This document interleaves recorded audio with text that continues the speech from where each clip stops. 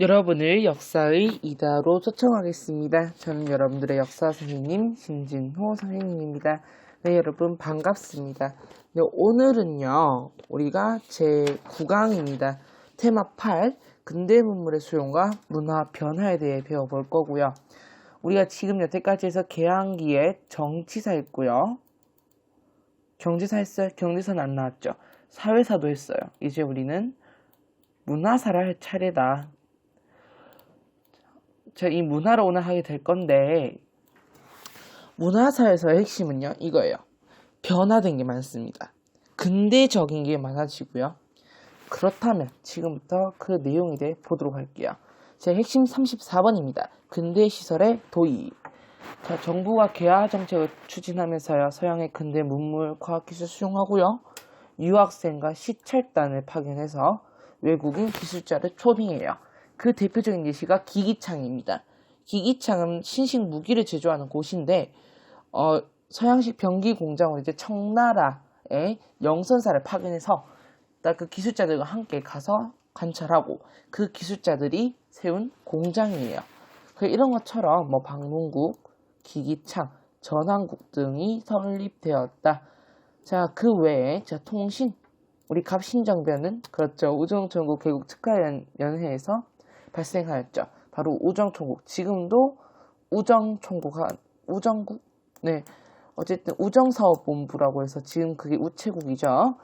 근데 뭐 전신 전화도 만들고요. 실제로 보면은 전기줄을 다 해가지고 이제 한성전기회사 보면은 해가지고 궁에 서울 도성에 막 불이 켜져 있는 모습, 그런 모습도 볼 수 있었고요. 자, 철도 같은 경우는 경인선, 경부선, 경의선이 부설되었다. 순서대로 쭉 가시는 거 중요합니다. 또한 뭐 전차 부설했다. 그래서 종로 거리에 이제 막 전차 같은 게 다니고 어쨌든 그런 모습을 볼 수 있었습니다. 또한 광해원도 있죠. 광해원 같은 경우 주로 제중원이라고 해서 선교사들이 많이 세우거든요. 그래서 보면은 대구에도 계명대학교 동산의료원 같은 경우가 미국인 선교사가 이제 대구에 제중원이라는 거를 딱 세우고 이렇게 의료기관을 만들게 된 케이스죠. 자, 근대 생활이 좋은 점은 뭘까요? 우선 첫 번째, 편리해. 근데 하지만 열강의 이권 침탈과 침략 도구로 쓰일 수가 있다는 거죠. 자, 핵심 35번이에요. 생활 모습이 변화됩니다. 우선 신분에 따른 그 의복체가 사라져요. 양반은 막 비단 옷 입고요. 도포 입죠, 흔히 도포. 근데 백성들은 뭐 입어요? 그러니까 일반 상민층은 뭐 여름 되면 삼배 옷 뭐 이런 거 입잖아요. 이런 것처럼 신분에 따른 차이가 사라지고요. 서양식 옷차림이 막 들어오면서 실제로 미스터 선샤인을 봐도 드라마 미스터 선샤인 보면 다 양복 입고 있죠.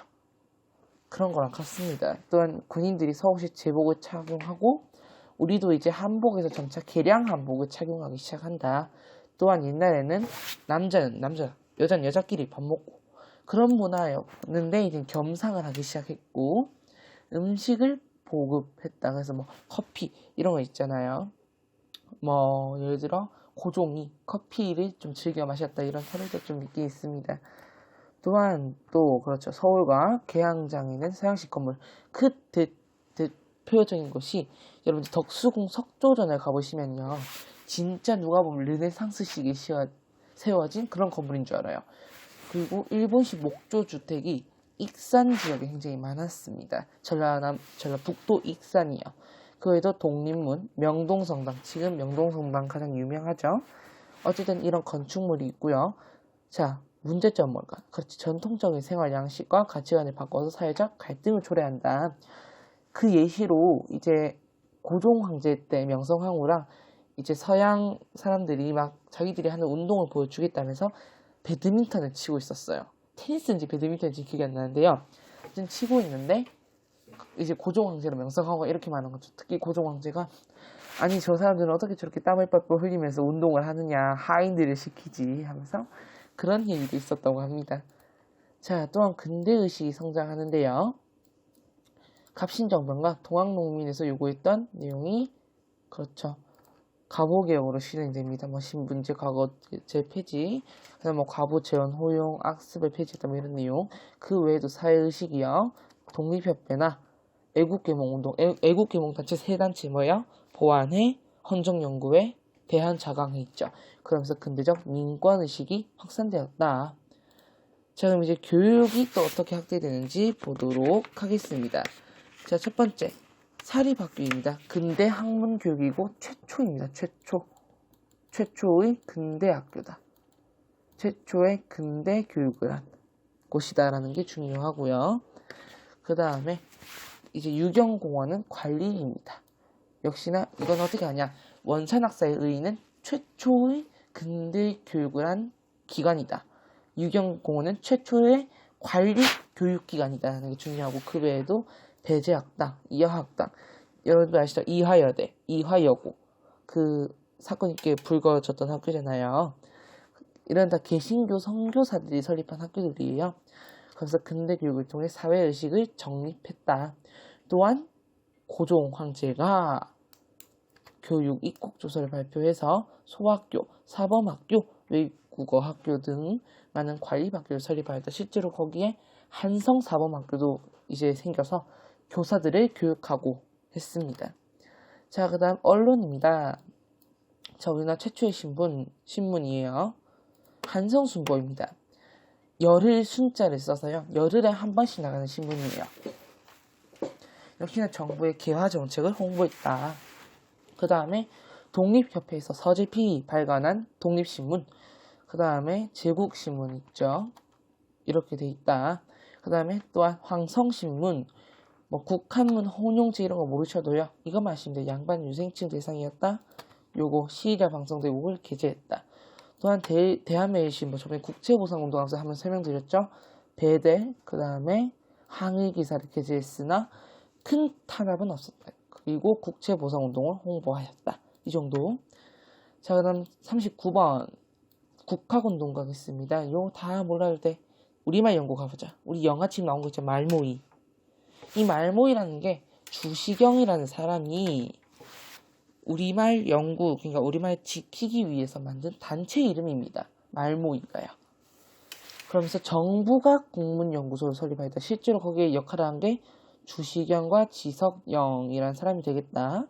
그래서 뭐 발음 맞춤법 연구하고 우리말 표기법을 통일하였다. 자, 그 외에도 우리 역사의식을 강조하는데요. 민중의 역사를 강조해요. 그 외에 사실 이런 게 있긴 하지만 가장 중요한 거 신채호의 독사실론 하면서 근대 민족주의 역사학의 토대를 마련한다. 그 외에도 조선 상고사라든지 여러 저서가 있고요. 박은식 같은 경우는 민족 정신을 강조하면서 한국통사라는 저서를 쓰게 됩니다. 자, 사료 필수 보도록 하겠습니다. 1908년 8월 27일이네요. 네, 역사를 쓰는 사람은 먼저 민족의 형성 과정을 기록하고 정치, 경제, 군사, 문화, 외교에 대하여 서술해야 한다. 만약 민족을 주체로 한 역사 서술이 이루어지지 않는다면 이는 정신이 빠진 역사이다. 정신이 빠진 역사는 정신이 없는 민족과 나라를 만들 것이니 어찌 두렵지 않겠는가 라고 하네요. 신채호라는 역사가는요. 사실 제가 그때 설명드렸어요. 고려시대 내용을 하면서 묘청의 서경천도운동 설명하면서 했었는데요. 사실 이 신채호라는 역사가는 네, 조선 1000년내 그러니까 여기서 말한 조선은 고려 조선 합친 거죠. 조선 1000년 그러니까 2000년 안에 고려 조선 합한 1000년 안에 제1대 사건은 묘청의 서경천도운동이다 라고 말한 그 역사가가 바로 신채호 되겠습니다. 네, 그러면 이제 문예와 종교 세경량 40번 갈게요. 문학은 신소설, 신채시 이런 게 유행한다. 여기서 금수는 짐승을 얘기하고요. 뭐 혈해누 이 영화화 됐어요. 이 2006년도에는요. 또한 뭐 해에게서 소년에게. 그리고 또한 찬송가가 보급되면서 또 창가가 유행하고 서양 음악이 전래되고 원각사를 설립하여 신소설을 공연하였다. 그 외에도 또 종교들이 있네요. 한번 보도록 하겠습니다. 자, 보니까요. 천주교랑 개신교는 학교 앞 병원 설립하였다. 제가 아까 설명드렸습니다. 동산의료원 예시로 들면서 설명드렸죠. 또한 종교. 얘는 동학을 계승한 거예요. 그래서 동학의 3대 교주라고 합니다. 손병희고 이의 사위가 우리가 잘 아는 어린이날 만드신 분 소파 방정환이다. 또한 단군교라 불리는 대종교를 나철, 오기호가 창시했고 이 사람 뭐 하던 사람이에요? 오적 암살했던 조직했던 사람들이잖아. 그러면서 간도, 연해주 등에서 독립운동을 하였다. 또한 한용운 나룻배와 행인이라는 시를 쓴 이제 학자인데요. 불교 학자예요. 그래서 혁신을 주장하고 또한 박은식은 실천적인 유교 정신을 회복하는 것을 주장하였다. 라는 걸 알 수 있겠습니다. 확인하기 문제 풀어볼게요. 확인하기 문제는 총 제가 이거 7문제인 걸로 알고 있는데 6문제네요. 확인하기 문제 풀도록 하겠습니다. 32페이지입니다. 자, 개항 이후 출판과 인쇄업무를 담당하는 방문국이 설치되었고요. 철도는 경인선이 개통된 뒤 러일 전쟁 중 일본에 의해 경부선과 경의선이 부설되었다. 나철, 오기오 등은 단군 신앙을 기반으로 한 단군교 또는 대종교를 창시하였다. 4번 가부개혁 때 교육 입국 조서 고종이 발표했습니다. 그러면서 근대 교육의 토대가 마련되었습니다. 실제로 뭐 한성 사범학교, 외국어 학교, 그 외에 많은 관리학교들이 설립됐다고 했고요. 자, 5번 우리나라 최초의 서양식 극장인 원각사에서는 신소설을 각색한 연극이 공연된다. 실제로 금수회의록을 각색한 것이 이제 공연되기도 합니다. 6번 찬송가가 보급되면서 서양식 악곡에 우리말 가사를 붙여 부르는 창가가 유행하였다. 네, 이제 문제 풀어보도록 할게요. 1번입니다. 자, 근대시설의 특징이 잘못 연결된 것은 근대식 의료기관 맞고요. 경인선 맞네요. 그 다음에 3번. 이거는 전환국이 아니라 뭐라고 고칠 수 있죠? 원각사라고 고칠 수 있겠습니다. 그 외의 내용은 맞는 내용이 되겠네요. 2번 문제 가겠습니다. 자, 개항 이후에 나타난 생활 모습의 변화가 아닌 것은 신분에 따른 의복 차이가 없어졌죠. 정답은 바로 1번 되겠네요. 그 외의 내용은 맞는 내용이다. 장옷은요, 여러분들 왜 또 예시를 들 수밖에 없는 드라마가 있네요. 미스터 션샤인 보시면 그 배우 김태리 분이 딱 이래 자신의 얼굴만 두고 이렇게 가린 옷 있잖아요. 그거 우리가 장옷이라 해요. 3번 가겠습니다. 함경도 덕원 원산 났으니 원산학사 떠오르시죠? 최초의 근대 학교이자 사립학교였다는 게 가장 중요하다. 그러면 바로 정답 4번 나오겠네요. 이렇게 연결돼야 되죠. 이 교육 입국 조사에 따라 설립된 거는 유경공원이 더 가깝겠죠? 자, 4번 가겠습니다. 종교계 활동으로 옳은 것은 천주교가 아니라 대종교고요. 지석영 아니죠. 이 지석영은 자체가 아니에요. 유교는 박은식이라는 사람입니다. 왜 뜨죠? 박은식. 자, 그 다음 3번. 불교는 한용운. 그렇죠. 불교는 한용운. 손병희는 천도교고요. 학교와 병원 설립한 거는 천주교다. 5번 가겠습니다. 일제의 침략이 본격화되면서 국어와 국학 연구에 대한 내용이네요. 보니까 박은식이 독사신론 신채호죠. 민영환이 신소설 혈의노 이거는요. 이인직이라는 사람이 있습니다. 민영환이라는 사람은 일산의학 이후에 자결한 사람이었죠. 주시경의 국어 맞춤법을 연구하였다. 그렇죠. 말모임 기억하시면 됩니다. 4번 신채호가 국문연구소 아니 신채호는 역사학자라고 했습니다. 바로 주시경, 지석영이 토대가 되어 정부에서 설립하였다. 이런 사람들이 다 바탕이 되었다는 걸 알고 계시면 되겠고 서재필이 이건 작자 미상이에요. 하지만 서재필은 독립신문을 만든 사람이죠. 6번 문제 가겠습니다. 개항 이후 문예와 종교의세 경향 볼게요. 혈의누 등 신소설이 발표되었어. 맞는 내용이네요. 네, 바로 정답이 나오네. 네. 자, 강혜원은 병원입니다. 따라서 2번 효민이가 틀렸네요. 3번 그렇죠. 서양식 악곡에 맞춰보는 창가가 유행했고 그렇죠. 다른 형태입니다. 시, 그냥 자유로운 시를 우리가 신체시라거든요. 그 외에 포교의 자유를 인정받은 천주교가 네, 이런 학교란지 고아원 그 대표적인 게 뭔데? 이 개신교 자체가 사실 가톨릭 안에 있는 거잖아요. 그래서 우리 이화학당 이게 대표적인 게 되겠죠. 7번 대한매의 신보의 독사신론을 게재한 사람은 신채호고요. 이거 뜨려나? 뜨네요. 신채호고 한국동사를 저술하였으며 박은식이죠. 자, 이 두 인물의 공통점은 역사 연구를 하였다. 따라서 정답은 바로 4번 나올 수 있겠네요. 이거는 주시경, 지석영. 얘는 다 나오나? 나왔네요. 얘는 손병희.